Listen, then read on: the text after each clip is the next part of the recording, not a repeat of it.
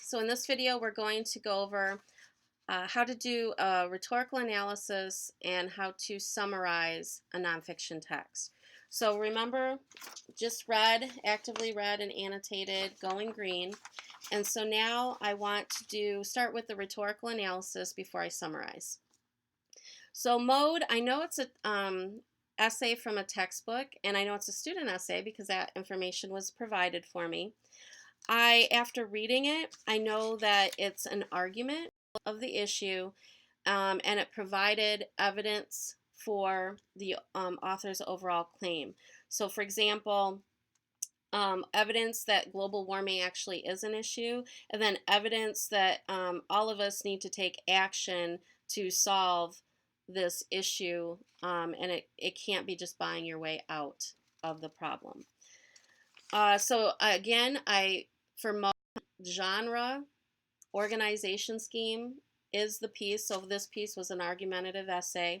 And then tell me how you knew that. Provide me evidence. For A, and I should say what keeps it straight in my head how to do a rhetorical analysis, I think of maps. Okay, so mode, audience, purpose, situation. So the A stands for audience. So who was the author trying to target? In my opinion, the people he was trying to target are people who actually are trying to go green and do good things in society.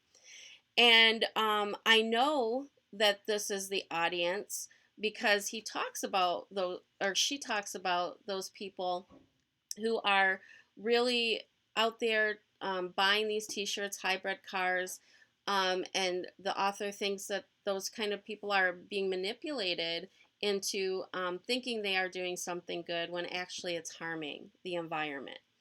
I believe the author is targeting this group and wants this group to really think about their actions so that they can vote for laws, legislation that will actually make a difference instead of just contributing to the problem.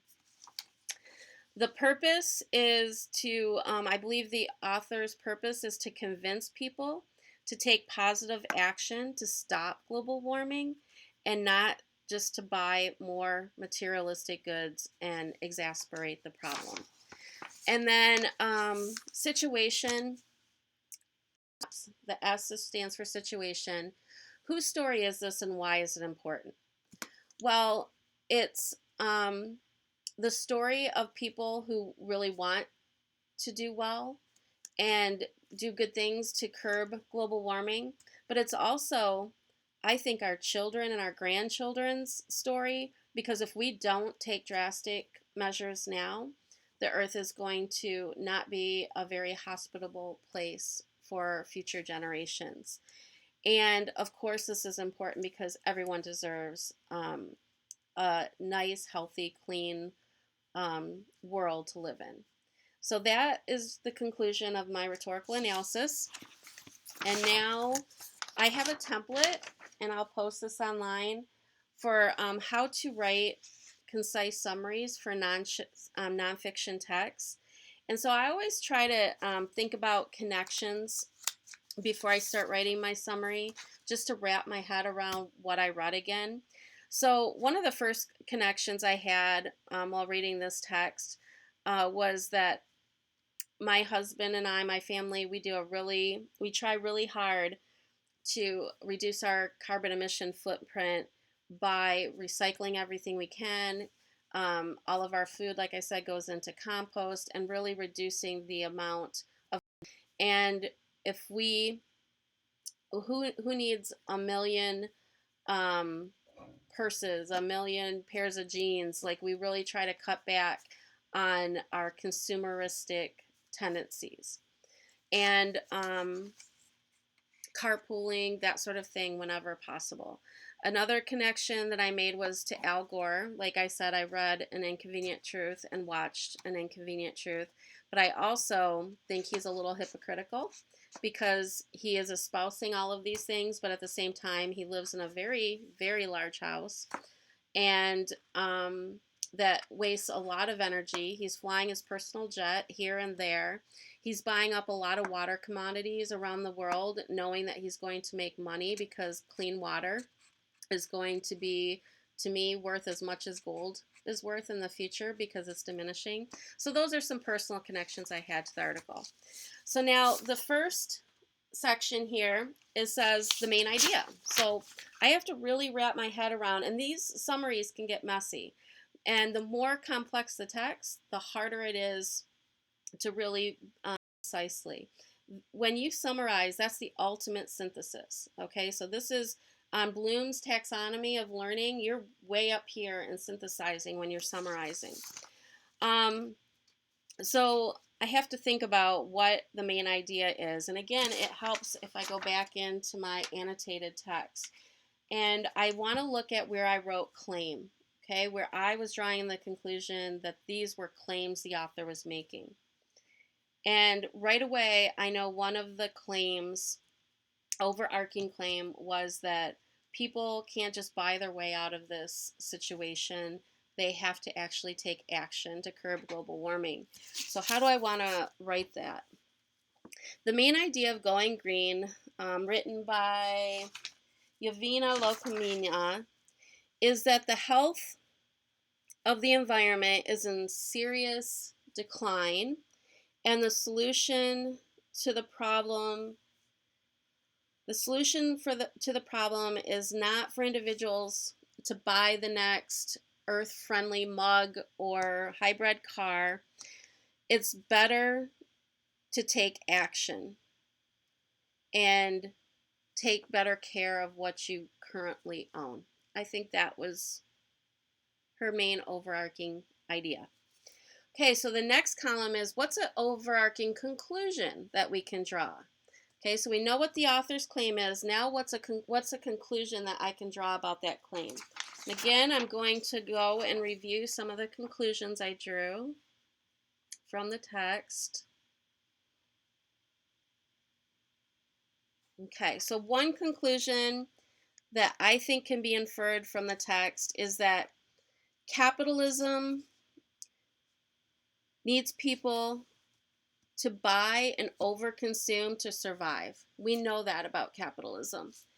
But by people being extreme consumers, they are actually contributing to an unhealthy environment and global warming. So that buying the mug, that go green mug or t-shirt or hybrid car is contributing to the problem. So that's one conclusion I can draw.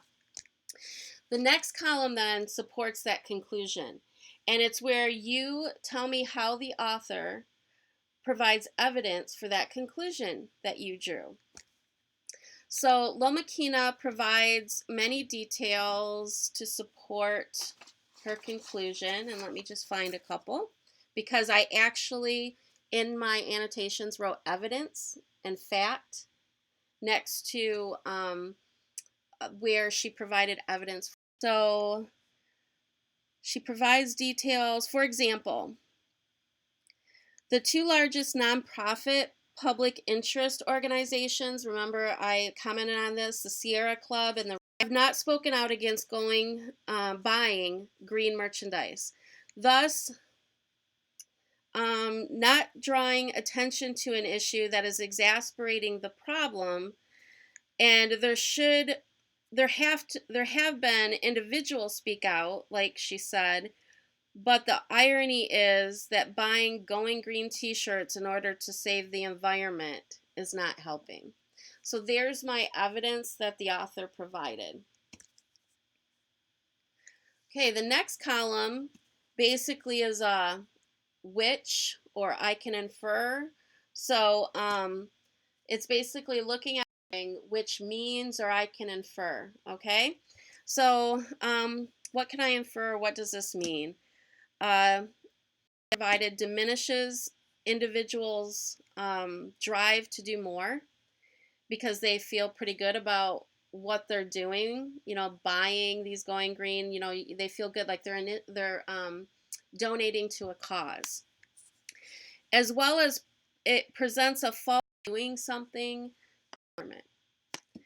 And then the last column is, so this is really important, that kind of situation in the rhetorical analysis. Why is this important? Who's it important for? Type of thing. So I can infer based on the entire reading, I can actually draw this conclusion. It's not only imperative for the current generation, but it's also imperative for the future generations, because our survival depends on making wise environmental decisions, even if those decisions are not conducive to growing our economy, which I think they can be conducive, but I don't think that was her overall point. But I do believe that that's why this issue is so important. So what I'm going to do, because my handwriting is terrible, I'm going to type up my summary that I just did and provide that for you for a model on EduCat.